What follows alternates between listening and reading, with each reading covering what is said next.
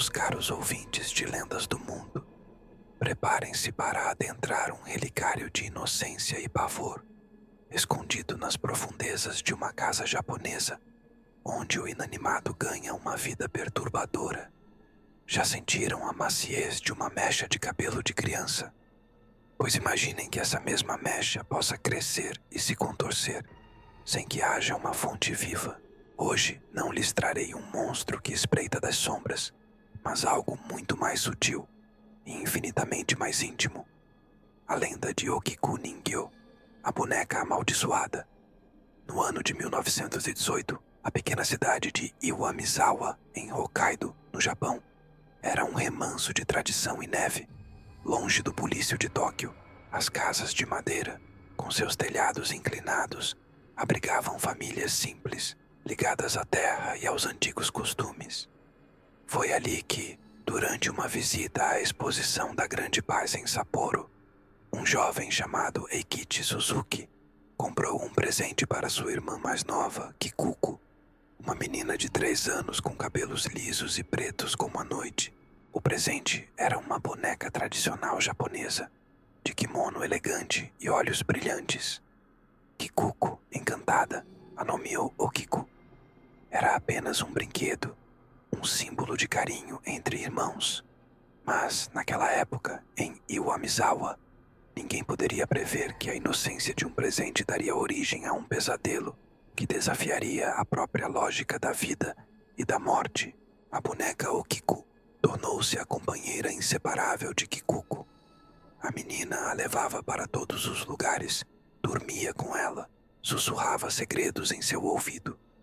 A ligação entre elas era forte, quase simbiótica. Kikuko a tratava como uma irmã de verdade.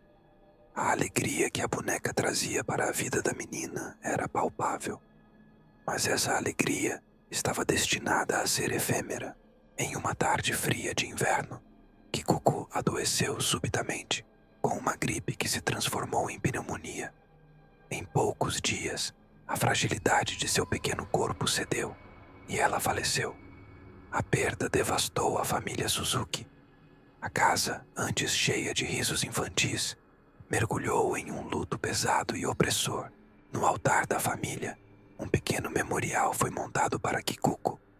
E ali, como um símbolo de seu amor e da memória de sua filha, os pais colocaram a boneca, Okiku. Os dias se transformaram em semanas, e as semanas em meses. O luto da família persistia. Os pais de Kikuko visitavam o altar diariamente, rezando e deixando oferendas. Foi então que algo peculiar começou a acontecer. O cabelo da boneca Okiku, que era originalmente curto, na altura do queixo, parecia mais comprido. No início, os pais atribuíram a sua própria tristeza a uma ilusão de ótica, mas com o tempo, a mudança tornou-se inegável. O cabelo preto e liso da boneca crescia, ultrapassando os ombros, chegando até a cintura. A princípio, houve um alívio misturado ao pavor. Acreditavam que o espírito de Kikuko havia se apegado à boneca, vivendo através dela, expressando-se através do crescimento de seu cabelo. Era uma forma de manter a filha por perto, de sentir sua presença. O cheiro de incenso, que antes trazia um ar de santidade ao memorial, começou a se misturar a um aroma sutil de terra úmida e algo adocicado, quase floral, como flores de túmulo, que parecia vir da boneca. E, por vezes, um leve sussurro, quase um arrastar de seda, era ouvido vindo do altar, como se a boneca se movesse. O Dr. Kenjiro Sato, um amigo da família e médico local, visitou o Suzuki. Cético, ele examinou a boneca, mediu o cabelo, anotou as observações, atribuiu o fenômeno à umidade, à contração do material, ou até mesmo à sugestão dos pais em luto. Mas, ao toque, o cabelo da boneca parecia estranhamente macio e quente, como cabelo humano recém-cortado, e o cheiro de flores de túmulo e terra molhada se intensificava em sua presença. Com o tempo, a obsessão dos pais pela boneca cresceu. Eles passavam horas no memorial, observando o cabelo de Okiku, sentindo sua textura, conversando com ela como se fosse Kikuko. O pai, um homem que antes era reservado, começou a negligenciar seu trabalho, consumido por uma estranha melancolia. A mãe, que antes chorava abertamente, tornou-se mais quieta, seu olhar fixo e distante, como se estivesse sempre vendo algo além do que os outros viam. A tensão na casa Suzuki se tornou palpável. O ar parecia pesado, carregado. A pequena casa, antes um lar acolhedor, agora parecia um mausoléu.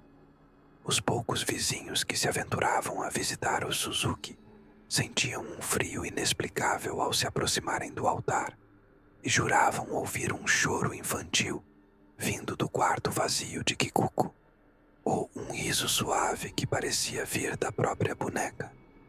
As lamparinas pareciam piscar mais forte perto do altar, e o incenso queimava mais rapidamente, como se algo estivesse consumindo sua essência. Uma noite, uma tempestade severa atingiu Iwamizawa. Raios rasgavam o céu, e o vento uivava como um espírito atormentado. A energia elétrica falhou, mergulhando a casa Suzuki em uma escuridão quase absoluta. O pai de Kikuko estava no memorial, acendendo velas, enquanto a mãe acalmava-se em seu futon. De repente, um som vindo do altar fez o pai de Kikuko gelar. Não era o som de uma vela caindo, mas um suave, quase inaudível arrastar. Ele acendeu uma vela tremulante. A luz revelou a boneca Okiku. Ela não estava mais sentada na posição perfeita. Estava ligeiramente inclinada, como se tivesse se movido, e uma mecha de seu cabelo estava enrolada, como se tivesse sido torcida, e em seu pequeno rosto de porcelana, um detalhe novo e horripilante. Seus lábios, antes fechados, estavam ligeiramente abertos, revelando uma minúscula fenda. E de dentro dessa fenda, um som quase inaudível, um murmúrio, um choro abafado, que parecia vir de muito, muito longe. O pai de Kikuko recuou, a vela tremendo em sua mão. Ele jurou que os olhos da boneca, antes brilhantes, estavam agora turvos, e por um instante, um brilho avermelhado pareceu pulsar dentro deles. O cheiro de flores de túmulo e terra molhada se tornou mais forte, sufocante.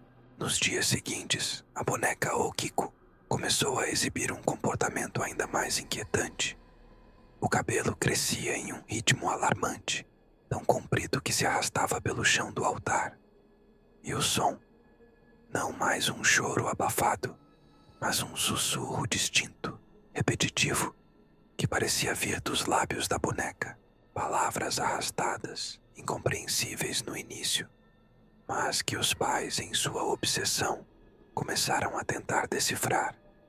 E os dentes, pequenos, brancos, mas visivelmente maiores do que o que seria possível em uma boneca. Eles pareciam estar crescendo dentro daquela pequena fenda. Os pesadelos invadiram o sono do pai de Kikuko. Ele sonhava com a filha, mas não a Kikuko viva. Era a Kikuko pálida, com olhos vazios, sentada em um altar escuro, seu corpo murcho e sem vida, enquanto o cabelo da boneca Okiku, que estava em seu colo, crescia descontroladamente, envolvendo-a, sufocando-a. E ele via a própria boneca crescendo, seus olhos se tornando negros, seus lábios se abrindo em um sorriso sinistro, revelando uma boca cheia de dentes afiados, enquanto ela sussurrava o nome de Kikuko, e então seu próprio nome, com uma fome inebriante. Ele acordava suado, com um arrepio gélido e a sensação de que algo o observava da escuridão. A paranoia o consumia. Ele via a boneca de Okiku em cada sombra, em cada reflexo, os olhos dela fixos nele, o sorriso de dentes crescendo. A loucura, meus caros, é uma semente que brota no terreno fértil do terror. Uma noite, a mãe de Kikuko, com consumida pela tristeza e pela estranha influência da boneca, sentou-se em frente ao altar. O pai, observando-a do corredor, sentiu um medo primitivo. A mãe segurava a boneca, seus dedos traçando o cabelo longo e sedoso. Os olhos da mãe estavam fixos nos olhos da boneca, e em seu rosto uma expressão de devoção e desespero. De repente, a mãe de Kikuko começou a sussurrar de volta para a boneca. Uma conversa íntima, incompreensível, um diálogo com o inanimado. O pai tentou chamá-la, mas a voz não saiu. Ele viu a boneca inclinar a cabeça, como se estivesse ouvindo atentamente, e então, um de seus pequenos braços de porcelana, antes rígido, pareceu mover-se suavemente, erguendo-se para tocar o rosto da mãe. O pai de Kikuko não aguentou. Ele correu para o altar, puxando a boneca das mãos da esposa.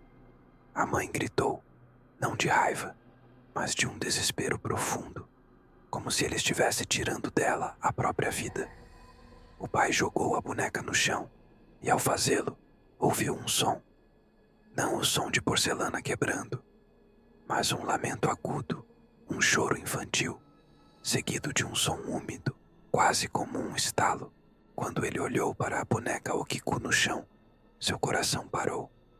O cabelo da boneca havia crescido ainda mais, formando um emaranhado denso, e seus lábios estavam abertos, completamente abertos, revelando uma boca cheia de minúsculos dentes afiados, como agulhas. E lá dentro, na escuridão da boca da boneca, havia algo mais. Pequenos pedaços de carne, úmidos e vermelhos, presos entre os dentes. E o cheiro adocicado de flores de túmulo e terra molhada se misturou a um cheiro metálico, forte, de sangue. O pai de Kikuko gritou. Sua sanidade se partiu. Ele pegou um martelo e, em um frenesi de terror e desespero, começou a golpear a boneca Okiko. Ele bateu e bateu, até que a porcelana se estilhaçou em 1000 pedaços, revelando um interior oco e escuro, de onde emanava o cheiro de morte. Mas mesmo com a boneca destruída, o cheiro de sangue e o sussurro de uma voz infantil ainda pareciam pairar no ar. O pai de Kikuko foi encontrado na manhã seguinte, desacordado, com o martelo ao lado. Ele estava em estado de choque, murmurando sobre dentes e carne. Sua esposa estava sentada ao lado dele, em um torpor catatônico, os olhos vazios. Eles nunca mais foram os mesmos. A casa Suzuki foi vendida, e os pais de Kikuko se mudaram, levando consigo o horror que testemunharam. A lenda de Okikunin-gyo persiste. A história do cabelo que cresce, da voz que sussurra e dos dentes que se revelam. Mas o que foi a verdadeira causa do terror? Seria o espírito de Kikuko preso na boneca, se corrompendo pela solidão e o esquecimento? Ou seria algo mais antigo, mais sinistro, uma entidade que se apegou à dor e ao amor, usando a inocência de uma criança para se alimentar? Hoje, meus caros ouvintes, a lenda da boneca Okiko é contada em sussurros, mas há uma versão da história que poucos conhecem, a do seu paradeiro atual. Dizem que os restos da boneca foram descartados em um santuário remoto em Hokkaido, onde monges tentam purificar o espírito preso, mas mesmo ali, no silêncio dos rituais, alguns juram sentir um frio inexplicável e um cheiro adocicado de flores e terra úmida, e que, em noites de lua nova, um choro infantil pode ser ouvido vindo do interior do santuário, um lamento que a morte se recusa a calar e que anseia por uma nova forma para manifestar seu desejo insaciável. Pensem bem, meus amigos. O que vocês fariam se o brinquedo mais amado de seu filho começasse a mudar, a sussurrar, a exibir dentes?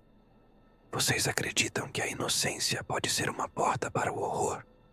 Comentem abaixo e nos digam se a boneca Okiku realmente foi purificada, ou se ela ainda espreita, esperando um novo lar. não se esqueçam de se inscrever no canal Lendas do Mundo para mais histórias que desafiam a razão e a alma.